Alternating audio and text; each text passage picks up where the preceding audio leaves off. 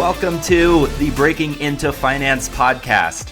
My name is Craig Thompson, and this is the open source field guide to help you understand everything you need to know about breaking into finance. Let's dive in. The concept of net working capital is meant to track the structural value of working capital assets netted against structural working capital liabilities. So I just want to put a numerical example to this. So let's say we have accounts receivable of $100 at some point in time. How did that, all else equal, how does that affect our cash? Like, how does having an additional $100 of accounts receivable impact our cash balance?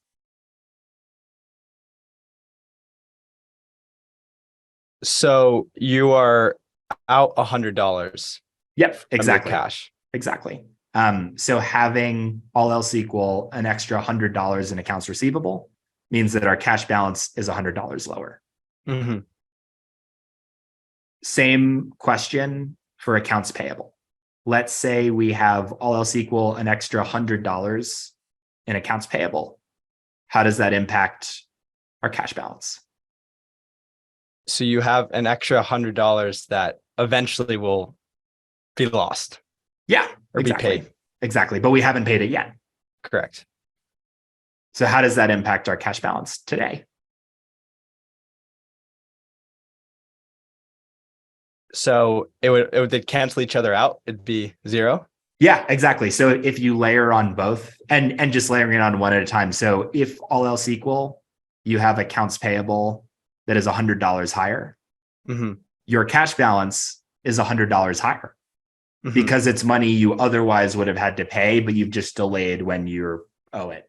And so now if we, exactly as you said, Blaze, if we combine them both together and our receivables are up by $100, our payables are up by $100, the net of those two things is that they cancel each other out when we think about our cash balance. So that's the concept of net working capital, is if you take the sum total of these things that are called current assets, so accounts receivable, inventory, prepaid expenses, these are all current assets. And we subtract them from the current liabilities that flow into working capital, we get a net working capital number. And so almost always you'll see that working capital and that net working capital is a drag on companies' cash flow. So more often than not, at any given point in time, a company is waiting for more money to come to them than they, at any point in time, have delayed paying that they owe to somebody else. That said, this is why people like to pay attention to working capital, because if that net working capital number is usually positive, meaning the value of the assets that are part of working capital outweigh the part of working capital that's liabilities, you'd think hey, more assets than liabilities, that's a good thing. But in this case, these are things that we expected to be cash, but aren't yet. So having more assets that are not yet cash is bad for our actual cash balance. And so if our net working capital is structurally positive and increasing over time, then that reduces our projected free cash flow, all else equal, just based on what we thought, from the net income projections. Are there differences in what might be considered like a good or a healthy working capital across industries? You mentioned for software, someone like Oracle might have a lot of deferred revenue, but might that differ, depending on what the company does? It definitely does vary by sector, yes. And it varies by sector, it varies by business model, and it varies again by the competitive dynamics in the business too. So all of those things are definitely important parts of the equation. And it's also a reason why if you can find a company that has a structurally negative net working capital, which is to say that structurally their current liabilities exceed their current assets, then working capital is actually a source of funding for the business. So an example would be, what happens if you were so typically the way you'd run your lemonade stand is you would go out, you'd buy your supplies, you'd hire somebody, and you'd pay them, on an hourly basis. Maybe you pay them at like daily to like go man your lemonade stand booth. And so you're out all of this cash before you've ever made a sale. And so if you were trying to start that version of this lemonade stand business, you need to go out and get money from somebody to start this whole thing, right? Like you either need to borrow some money and, and have some debt, or you need to give somebody, or promise them a percentage of your future profits for, some cash that'll be equity. So your funding for the business has to come from debt or equity capital, because you need to pay all those upfront costs before you're generating revenue. But now let me give you another example. What if you got prepayments from people who are like, hey, like, Olivia, you seem like you make amazing lemonade, or maybe I've even had like some lemonade that you made in the past. Like, you need to start a lemonade business. And, all of these customers are so excited about the prospect of you starting this lemonade business that they're going to prepay you for lemonade that they're going to buy the next weekend. So you get paid upfront. Everybody's giving you like whatever, like $3 for a cup of lemonade on Monday. And then once you've received all those prepayments on Tuesday, you go and buy the ingredients. You hire somebody, and then you give everybody the lemonade on Saturday. So in that case, you would have had net negative working capital in that period, right? Because in that case, actually, which line item would that fall into? If people are paying you in advance or prepaying you, Wouldn't it be in the accounts payable, because you technically owe that since they've already paid you? what do you owe? Do you owe money, or do you owe a product, or do you owe work? You owe the product. So it's not accounts payable, because accounts payable is money you owe. Okay. So then could it fall under accrued expenses, or would that be in the cash line as well? So accrued expenses are things that you've benefited from. Oh, it would be deferred revenue. Sorry. Yeah, exactly. It's deferred revenue. It's money we've already received for goods or work that we owe. So in this case, people paid us a bunch of money up front, and we don't get to count it as revenue until we actually sell them the thing. That's the whole kind of idea behind revenue and revenue recognition, is you need to have a contract for something, or an exchange, some kind of payment or exchange. And then like the physical thing, like the good or service, has to be exchanged too. So in this case, we have the contract where people are giving us money up front for the lemonade, but because we haven't actually delivered the lemonade yet, we don't get to count it as revenue until we've actually delivered the product. So as a result, it goes into this category called deferred revenue until we deliver the thing, and then we get to count it as revenue. And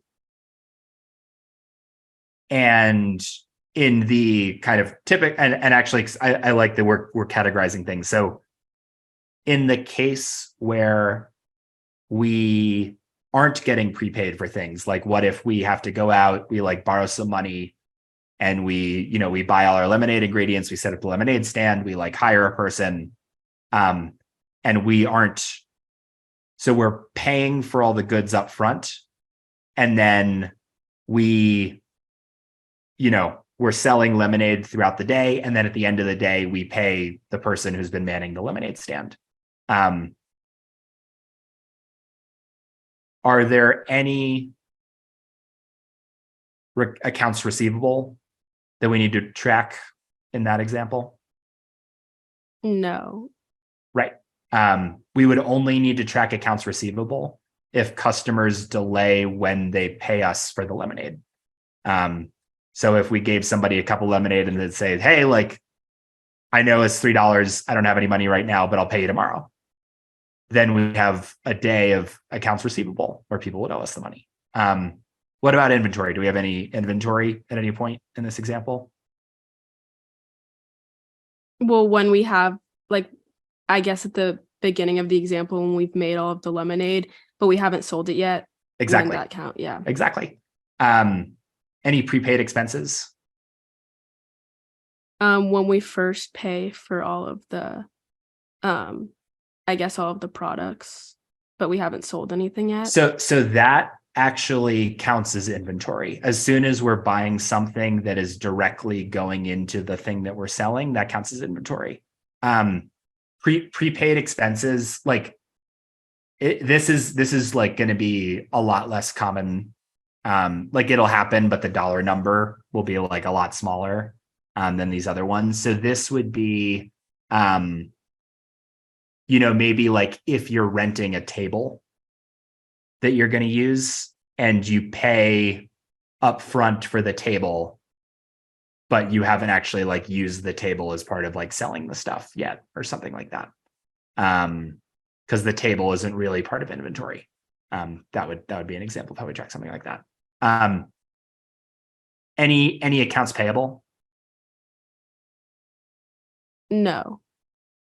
Or were you lended the money in the beginning of the example? We For are we are borrowing Mm. money. So somebody is lending us money in this example, but that counts as debt. That's not working capital. Okay. The accounts payable line item, there is something in here.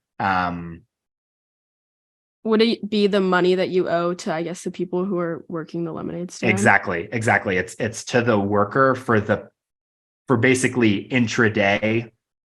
There's a point in time where they're doing work for you and you haven't paid them for that work. Yeah, exactly.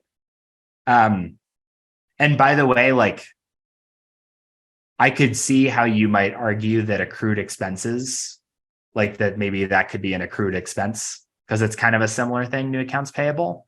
Like you've benefited from something, but you haven't yet paid for it yet.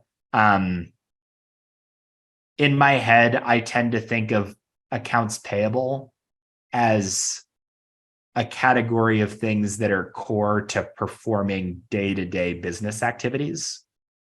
So that's like includes like employee salaries, whereas accrued expenses might be like if you hire a lawyer to like set up an LLC for you that will be like the legal entity that this lemonade business operates under. And they do that work and they set it up for you, but you haven't paid them. It might be something like that. Like the difference between payables and accrued expenses are a little funny. Would an example of accrued expense be like if a friend gave you a table, said, use this table for lemonade stand and pay me at the end of it? Yes, that would be a good example. Yeah, exactly.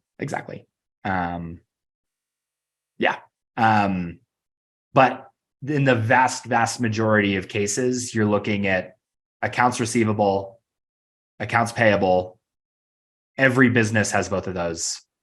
Deferred revenue, it's great if a business has that because that means you're getting paid up front. And I think like software businesses, again, classic example where you tend to see a lot of that.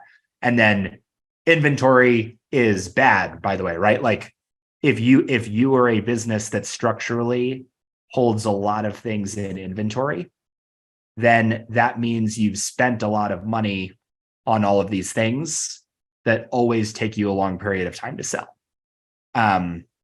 That is one reason, by the way, where you see end of season sales, like the best time to buy like new skis is in like June, because companies have all of some of it is that they try to restock things with new stuff every year, but you can imagine a world where companies are like, hey, like we just won't sell skis in the summer and we don't try to sell skis in the summer, and we just like starting in October will sell the new skis and will also sell last year's skis. But they're carrying all of that inventory, and that's just like staying there over the summer. And so oftentimes companies will be willing to sell things at a discount, just to clear their shelves, clear their inventory, and reduce the average time that things stay in inventory. Because by the way, the risk with inventory too, especially in that example, is that you produce a lot of goods that you expect to sell, and then you never do. A great example of that is McDonald's Happy Meal figurines are frequently topical in nature. So like if there's a new Star Wars movie coming out, there'll be a lot of little like Star Wars figurines with the Happy Meal. And if McDonald's doesn't produce enough inventory, like if they don't order enough, then there are a lot of unhappy kids who like everybody wants like a Baby Yoda, but they're out of Baby Yodas because everybody wanted Baby Yoda. And then you have unhappy kids.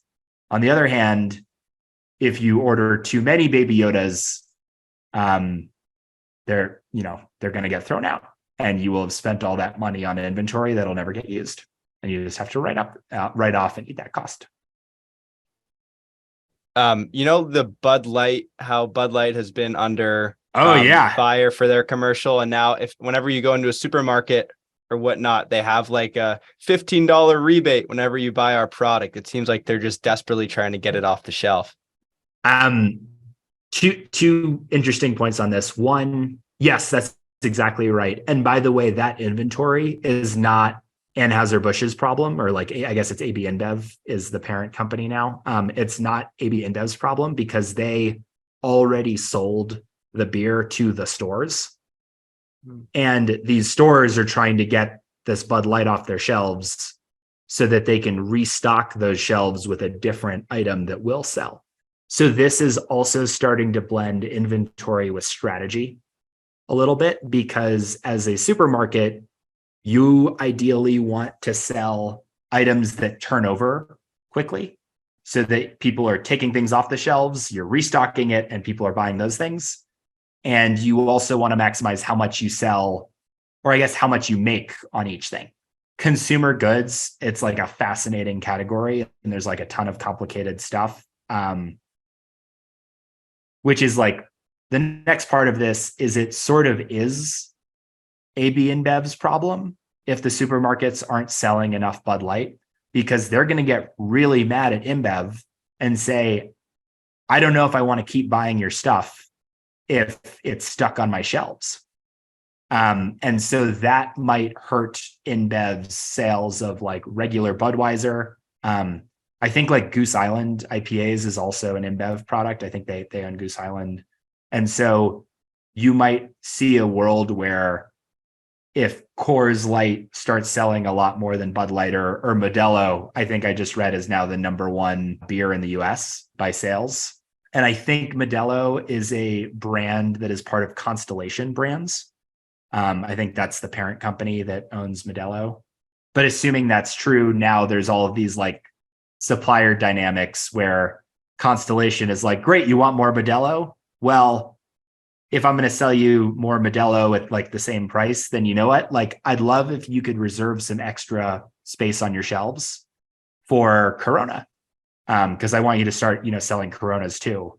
And so that's where you might see knock-on effects. This has nothing to do with working capital, but it's like fascinating business strategy where you might start seeing like the rise of Modelo relative to Bud Light might lead also to a secondary effect where Coronas start selling more than another lager that is controlled by InBev.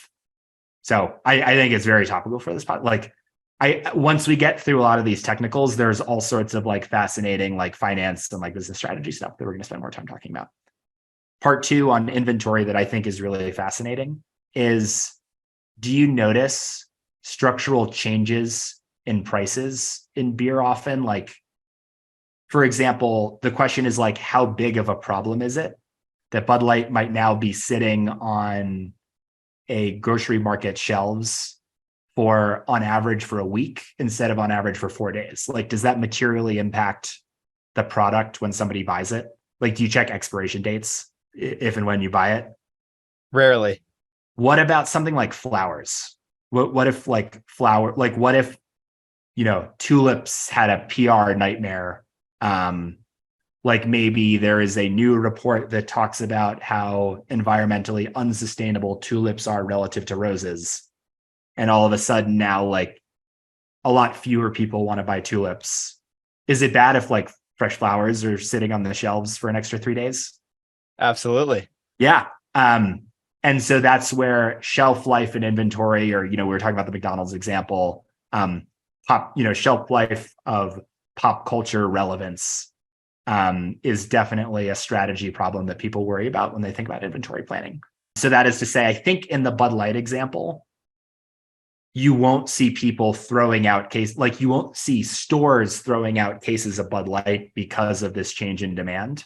You likely will just see they'll try to sell it as quickly as they can and then drastically reduce their pace of new orders.